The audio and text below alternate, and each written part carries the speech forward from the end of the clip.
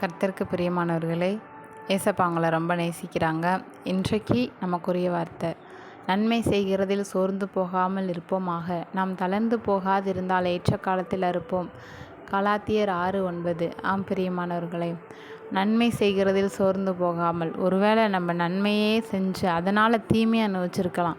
இல்லை, நான் எவ்வளோ நன்மை செஞ்சாலும் எனக்கு தீமை தான் வந்து சேருது, இதுக்கு ஏன் நான் நன்மை செய்யணும் அப்படின்னு கூட நீங்கள் சோர்ந்து போயிருக்கலாம். இல்லைப்பா, ஆண்டவர் இந்த உலகத்தில் வந்து நன்மை செய்கிறவராகவே சுற்றி திரிந்தார். யாருக்கெல்லாம் அப்படின்னா, அவரை பகைச்சவங்க, அவரை விரோதித்தவங்க, அவரை கொல்லணும்னு வகை தேடினவங்க, அவருக்கு விரோதமாக தூசண வார்த்தனங்களை பேசினவங்க, அவரை நம்பாதவங்க, அவரை இகழ்ந்தவங்க, அவரை வந்து காரி துப்புனவங்க எல்லார் மேலே என்ன பண்ணார்னா அன்பு வச்சதுனால அவங்களுக்கெல்லாம் என்ன பண்ணார்னா நன்மை செய்தார்னு பைபிளில் போட்டிருக்கு.